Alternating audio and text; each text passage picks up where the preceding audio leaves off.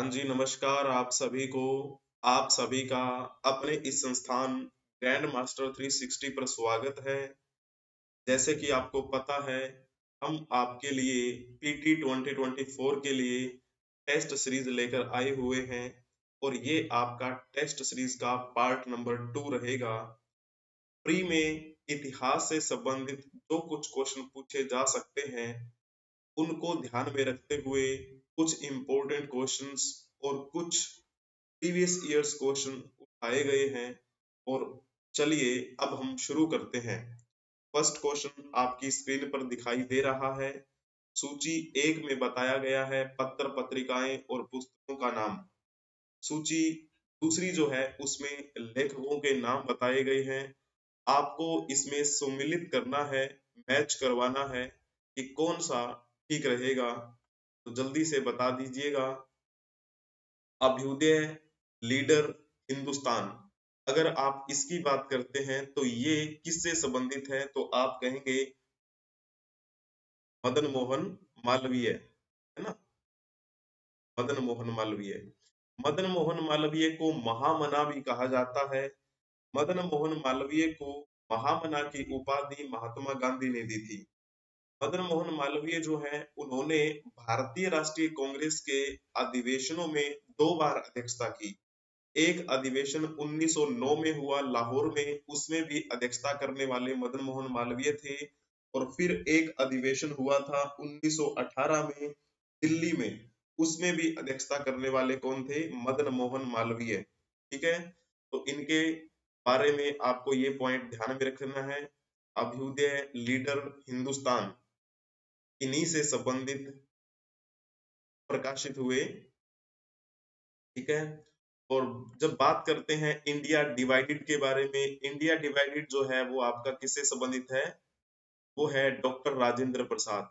Doctor Rajendra Prasad जो है बिहार में जन्मे, हमारे भारत के, यानी आप ये कहें हमारे गणतंत्र भारत के पहले राष्ट्रपति बने। जब संविधान सभा की पहली बैठक हो रही थी, उस समय जो हमारे डॉक्टर सच्चिदानंद सिन्हा थे, उनको अस्थायी अध्यक्ष के रूप में चुना गया। 9 दिसंबर 1946 की बात है। फिर 2 दिन बाद 11 दिसंबर 1946 को संविधान सभा की दूसरी बैठक जब हुई, तब डॉक्टर राजेंद्र प्रसाद को स्थायी अध्यक्ष चुन लिया गया, यानी परमानेंट प्रेसिडेंट चुन लिया गया। ठीक है, इन्होंने कौन सी रचना लिखी, इंडिया डिवाइडेड। और जब हम बात करते हैं संवाद कौमुदी के बारे में, संवाद कौमुदी किससे संबंधित है, तो आप कहेंगे राजा राम मोहन राय। राजा राम मोहन राय जो है उनको भारतीय पत्रकारिता का अग्रदूत कहा जाता है। इन्होंने 1821 में संवाद कौमुदी का प्रकाशन किया और ये बांग्ला भाषा में था, जो कि साप्ताहिक आया करता था। ठीक है, बांग्ला भाषा साप्ताहिक संवाद कौमुदी का प्रकाशन 1821 में किया। इसके 1 साल बाद में इन्होंने फारसी में विरात उल अखबार जो है वो शुरू किया। ठीक है, इस प्रकार से आपको ये बात ध्यान में रखनी है। और बाकी जो बात आपके सामने बच गई है, यानी कि ऑप्शन कौन सा बचा है अब, एक, बंदी जीवन। और ये जो बंदी जीवन है ये किसकी रचना है, तो आप कहेंगे सचिंद्र सान्याल। सचिंद्र सान्याल जो है उनको अंग्रेजों द्वारा पकड़ लिया गया था, काकोरी जो ट्रेन एक्शन हुआ था उसके आरोप में। इनको फिर फांसी नहीं हुई थी, इनको उम्र कैद हुई थी। इन्होंने अपना पूरा जीवन एक बंदी के रूप में गुजारा और आपको याद रह जाएगा इनकी पुस्तक का नाम। अभी आपको टिक करना है कि कौन सा ठीक रहेगा। तो यहाँ पर A4 B3, A4 B3 C2 D1, यानी कि जिन्होंने सेकंड ऑप्शन टिक किया था उनका बिल्कुल ठीक था। बहुत ही बढ़िया, अति उत्तम। नेक्स्ट क्वेश्चन आपकी स्क्रीन पर दिखाई दे रहा है, बताने का प्रयास करेंगे। संविधान सभा में प्रसिद्ध उद्देश्य प्रस्ताव किसके द्वारा पेश किया गया था, तो जिन्होंने इसमें ऑप्शन टिक किया होगा जवाहरलाल नेहरू, उनका बिल्कुल ठीक रहेगा। सबसे पहले हम बात करते हैं संविधान सभा के बारे में। संविधान सभा की पहली बैठक हुई थी 9 दिसंबर 1946 को, जिसमें सीनियरिटी के आधार पे अध्यक्ष को चुना गया। और उनका नाम क्या था जो अध्यक्ष चुने गए? डॉक्टर सच्चिदानंद सिन्हा।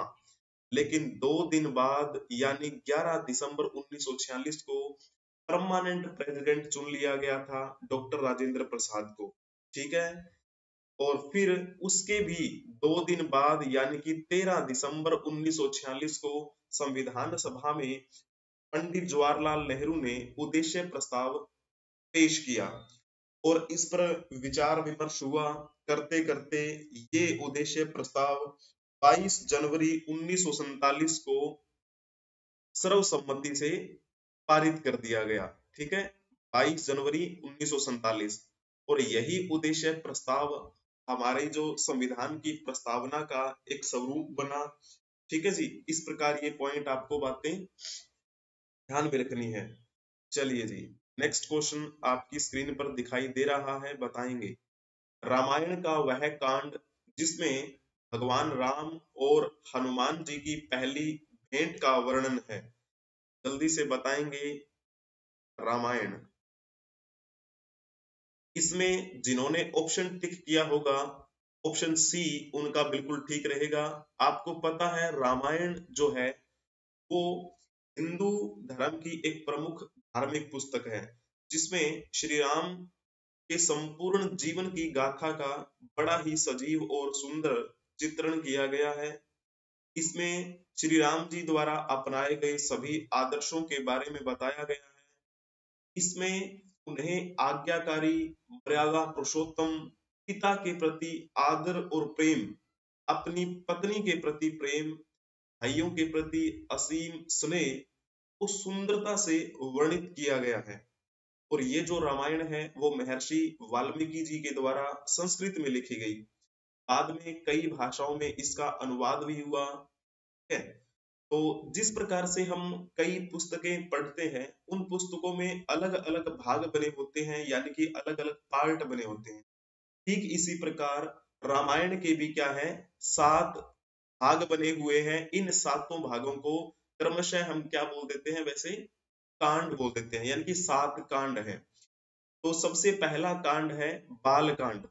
ठीक है, पहला कांड बाल कांड, जिसमें क्या कहा गया है, जिसमें भगवान राम के उनके भाइयों के साथ जन्म से लेकर उनके विवाह तक की जो उम्र है, वो सारी की सारी बातें इस बाल कांड में बताई गई है। उनकी बाल लीलाएं जो है इसमें वर्णित है।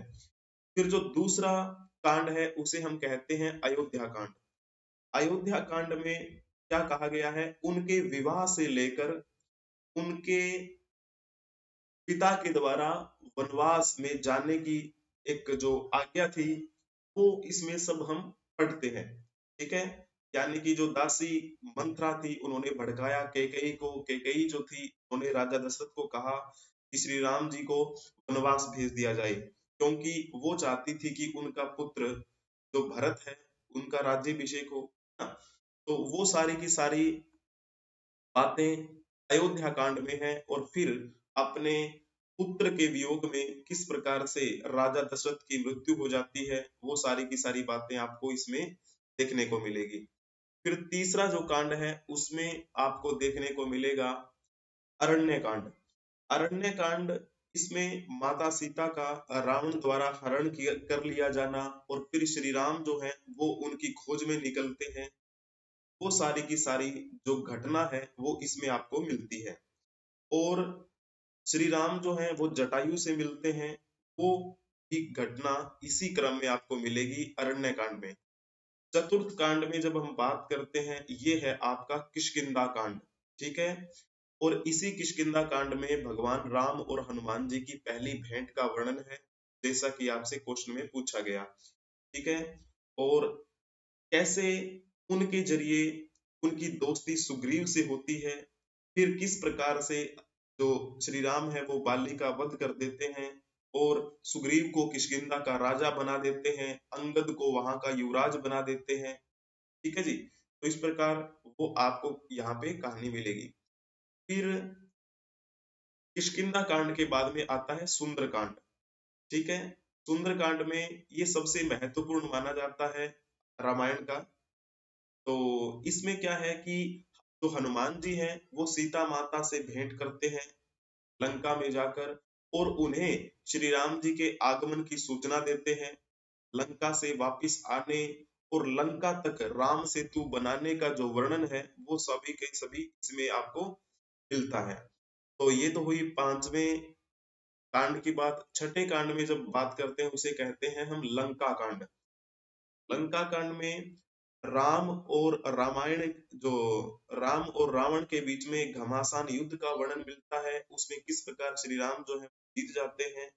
ठीक है, तो बाकी जो सारी की सारी घटनाएं हैं, मेघनाथ द्वारा लक्ष्मण जी को मूर्छित किया जाना, हनुमान जी संजीवनी बूटी लेकर आते हैं, वो सब घटनाएं इसमें वर्णित हैं। ठीक है, और बाद में रही बात सातवें कांड की, सातवें कांड को हम बोलते हैं उत्तरकांड। ये रामायण का आप कह सकते हैं एक उपसंहार है।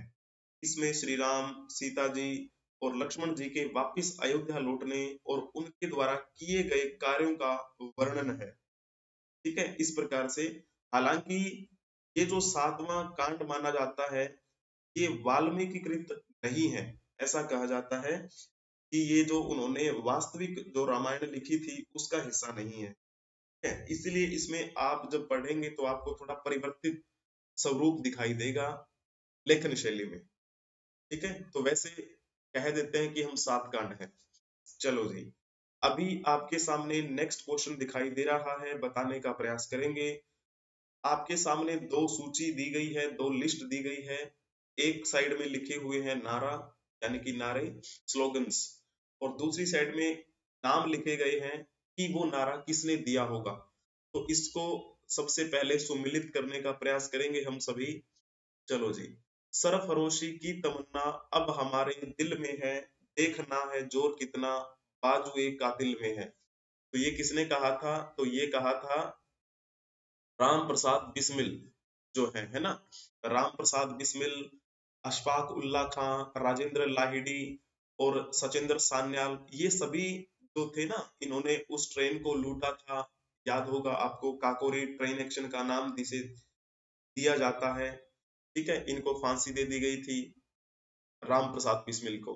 तो इन्होंने ही कहा था सरफरोशी की तमन्ना अब हमारे दिल में है, देखना है जोर कितना बाजुए कातिल में। फिर दूसरा जो है स्लोगन, सारे जहां से अच्छा हिंदुस्तान हमारा, ये किसने कहा था? मोहम्मद इकबाल ने। ठीक है, और तुम मुझे खून दो मैं तुम्हें आजादी दूंगा, ये कथन किसका है? सुभाष चंद्र बोस। सुभाष चंद्र बोस का जन्म कहाँ हुआ था? कटक, वर्तमान में वो उड़ीसा में पड़ता है, उड़ीसा राज्य में। तो आप ये कह सकते हैं वर्तमान दृष्टि से उनका जन्म उड़ीसा के कटक क्षेत्र में हुआ, लेकिन उस समय वो बंगाल प्रेसिडेंसी का हिस्सा हुआ करता था वो स्थान। सुभाष चंद्र बोस जो है, उन्होंने क्या किया था? उन्होंने हरिपुरा अधिवेशन जो कि 1938 में हुआ था, उस 1938 के भारतीय राष्ट्रीय कांग्रेस के हरिपुरा अधिवेशन में अध्यक्षता भी की।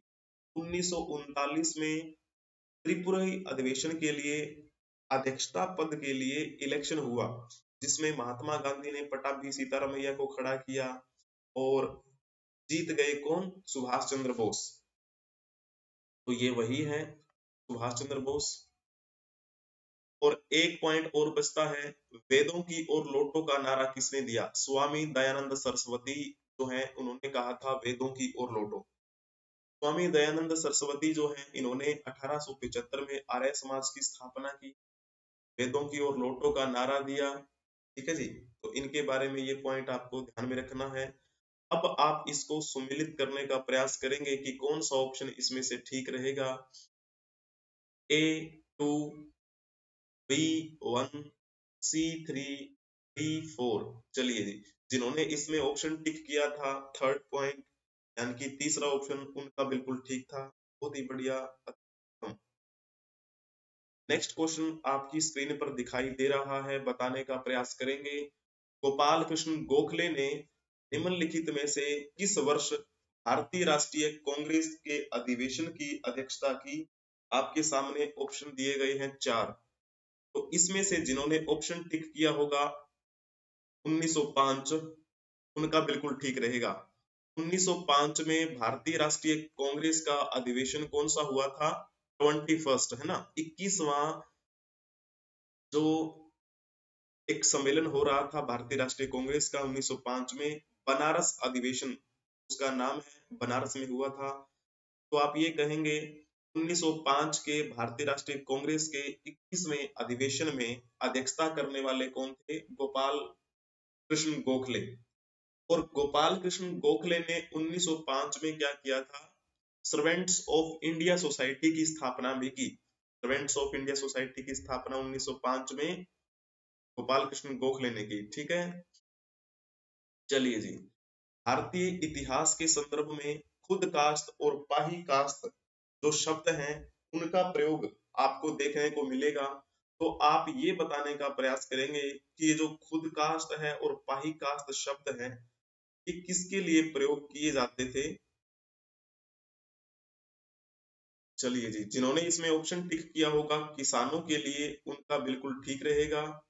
खुद कास्ट और पाही कास्ट किसानों के लिए प्रयोग किए जाते थे। खुद कास्ट यानी कि खुद यानी कि स्वयं, है ना, जो अपनी ही भूमि पर खुद किसानी किया करते थे, तो जमीन को प्रयोग में लाया करते थे, खेती किया करते थे, वो कहलाते थे खुद कास्ट। और जो जैसे किराए पर लेकर दूसरे गांव जाकर वहां की जमीन पर खेती किया करते थे, वो कहलाते थे पाही कास्ट। तो खुद कास्ट और पाही कास्ट मुगल साम्राज्य के समय में आपको ये शब्दावली पढ़ने को मिलेगी। ठीक है जी, इस प्रकार आपको ये बातें ध्यान में रखनी है। नेक्स्ट क्वेश्चन आपकी स्क्रीन पर दिखाई दे रहा है, बताने का प्रयास करेंगे। यहाँ पे आपके सामने दो लिस्ट दी गई है, आपको सुमेलित करने का प्रयास करना है, जल्दी से बता दीजिएगा। तो सबसे पहले हम इसको सुमेलित करने का प्रयास करते हैं। सूरत फूट की बात करते हैं। सूरत फूट कब की बात है? ये बात है 1907 की, जब भारतीय राष्ट्रीय कांग्रेस का अधिवेशन 1907 में सूरत में हो रहा था। उसमें डॉक्टर रास बिहारी बोस अध्यक्षता कर रहे थे। इसी 1907 के सूरत अधिवेशन में भारतीय राष्ट्रीय कांग्रेस के दो गुट बन गए। भारतीय राष्ट्रीय कांग्रेस दो भागों में बंट गई, नरम दल और गरम दल। इसी वजह से यानी कि भारतीय राष्ट्रीय कांग्रेस में फूट पड़ गई और सूरत अधिवेशन में फूट पड़ी, इसी वजह से इसे कह दिया जाता है सूरत फूट। ठीक है, सांप्रदायिक पंचांग की घोषणा की बात करते हैं तो ये कब की बात है? तो आप कहेंगे सांप्रदायिक पंचांग की घोषणा 1932 में हुई। और किसने सांप्रदायिक पंचांग की घोषणा की थी? Ramsay MacDonald. तो उस समय वहां का प्रधानमंत्री हुआ करता था, है ना, ये वही प्रधानमंत्री है जिसके समय में तीनों गोलमेज सम्मेलन हुए। इसमें सांप्रदायिक पंचांग यानी कि कम्युनल अवार्ड भी बोलते हैं। 16 अगस्त 1932 की बात है, जब मैकडोनाल्ड द्वारा पृथक प्रतिनिधित्व प्रदान कर दिया गया हिंदू वर्ग के ही एक समुदाय को, जो उस समय आप कह सकते हैं जिनके साथ दुर्व्यवहार हुआ करता था, जिन्हें अछूत समझा जाता था, है ना। तो महात्मा गांधी ने इस बात का विरोध किया कि आप तो हिंदू जो धर्म है उसको ही तोड़ने का प्रयास कर रहे हैं, यानी कि ये तो एकता खंडित करने वाली बात है। इसी वजह से वो फिर जेल में थे उस समय।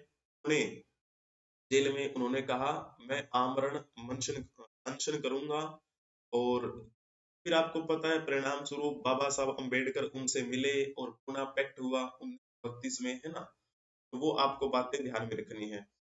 जब बात करते हैं विश्वविद्यालय आयोग की, तो विश्वविद्यालय आयोग जो लाया गया था वो जब यहाँ पर कर्जन का समय चल रहा था, कर्जन यहाँ पर ब्रिटिश अधिकारी बनकर आया हुआ था, उसी के समय में 1902 में विश्वविद्यालय आयोग लाया गया।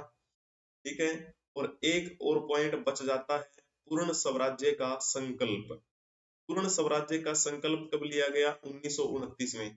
1929 की जब बात करते हैं तब भारतीय राष्ट्रीय कांग्रेस का अधिवेशन कहाँ पे हुआ? लाहौर में। और इस लाहौर में अध्यक्षता करने वाले कौन थे? पंडित जवाहरलाल नेहरू।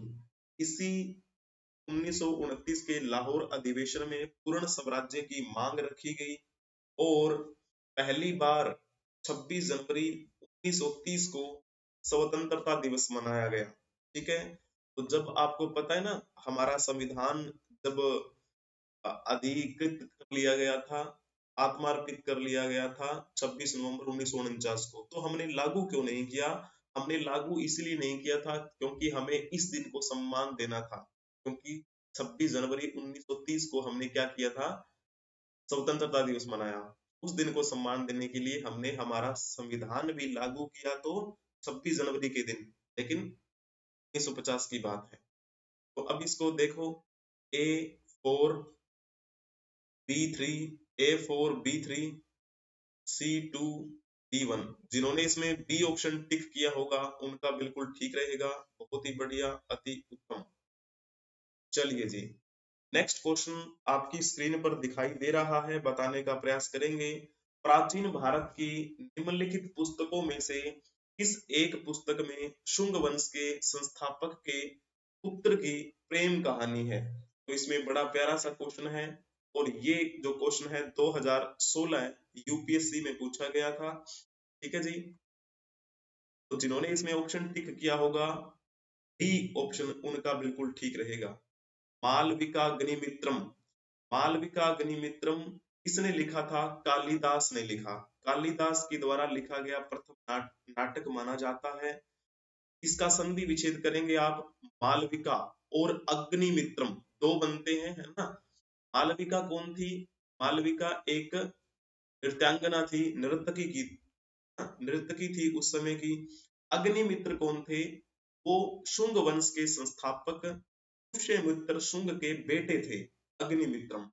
और अग्निमित्रम और उनके राज्य की एक नर्तकी मालविका के प्रेम प्रसंग के बारे में बात बताई गई है इस ग्रंथ में। ठीक है, आपको पता है शुंग वंश के संस्थापक कौन थे? पुष्यमित्र शुंग, जिन्होंने मौर्य वंश के अंतिम राजा बृहद्रथ मौर्य को मारकर इस वंश की स्थापना की। उनके बेटे हुए थे अग्निमित्रम। उनको प्रेम हो गया था मालविका नामक एक नृत्यांगना से। उनके प्रेम प्रसंग के बारे में लिखा इसने, कालिदास ने। कालिदास संस्कृत के महान कवि थे। इन्होंने नाटक भी लिखे, इन्होंने महाकाव्य भी लिखे, खंड काव्य भी लिखे। आपको पता होगा नाटक इन्होंने कौन कौन से लिखे? अभिज्ञान शकुंतलम इनका नाटक है, विक्रम वर्षियम इनका एक नाटक है, मालविका अग्निमित्रम ये भी इनका एक नाटक है। ठीक है, अब जब बात करते हैं महाकाव्य कौन कौन से लिखे इन्होंने, रघुवंशम और कुमार संभवम। खंड काव्य लिखे इन्होंने मेघदूतम और ऋतु संहार।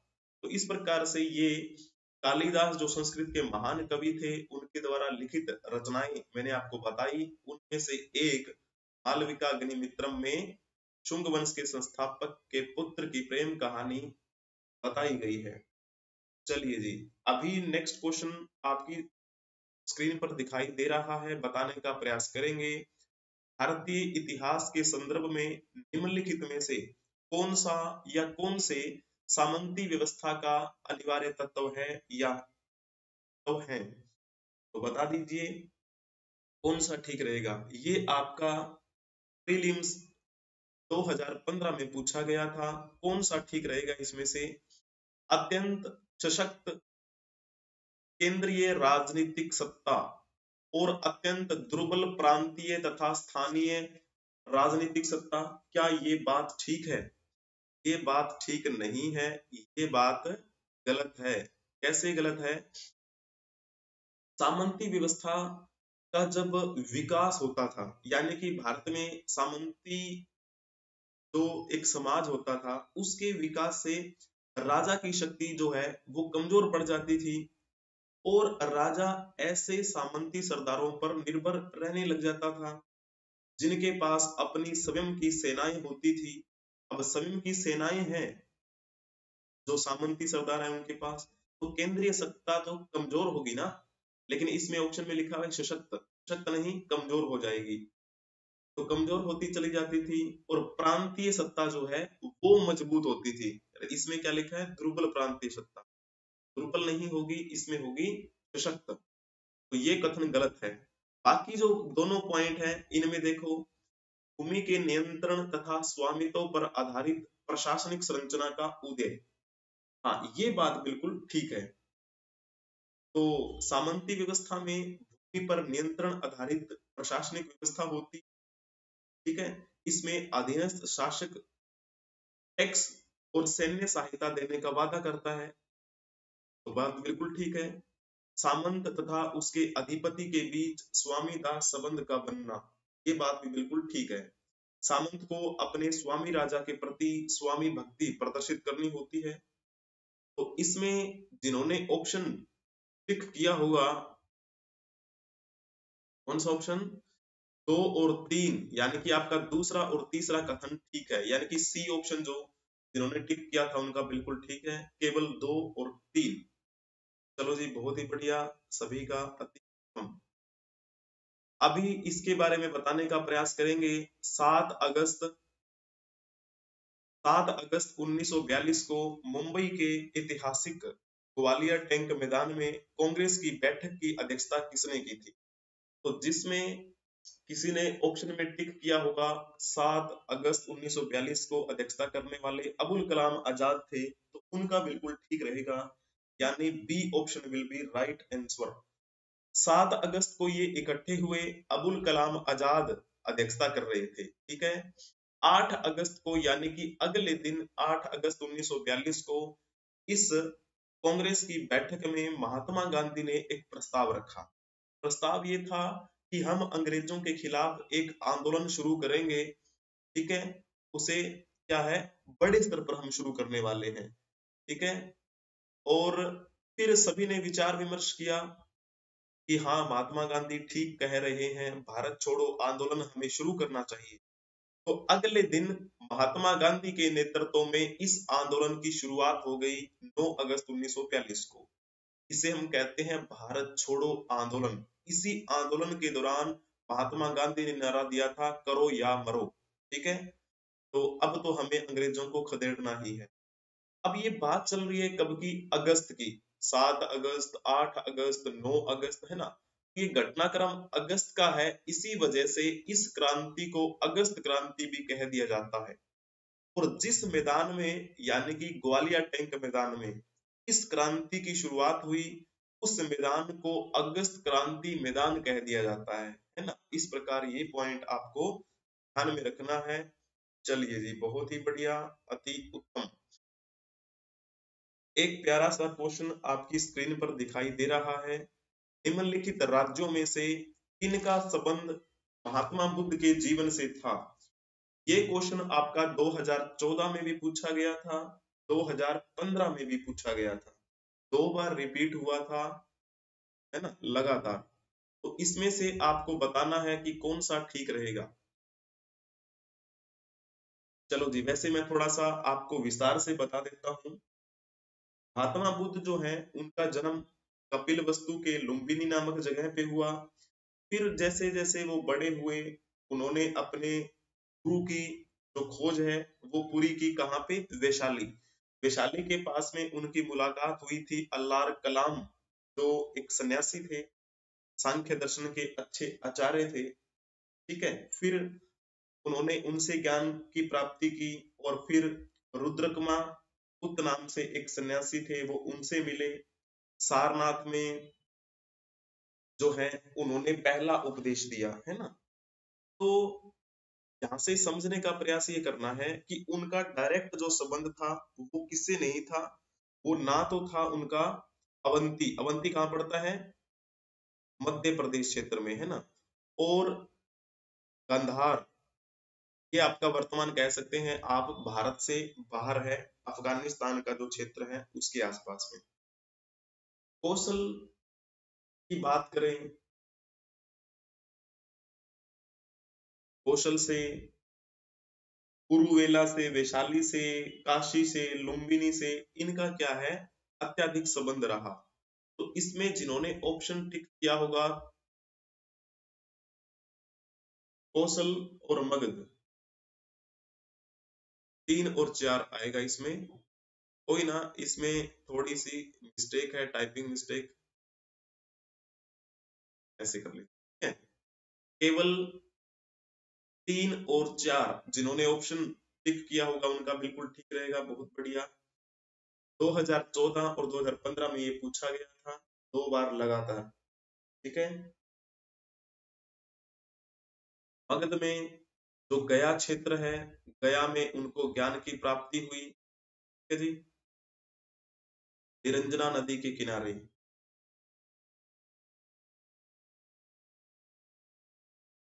तो इस प्रकार से ये कहानी है।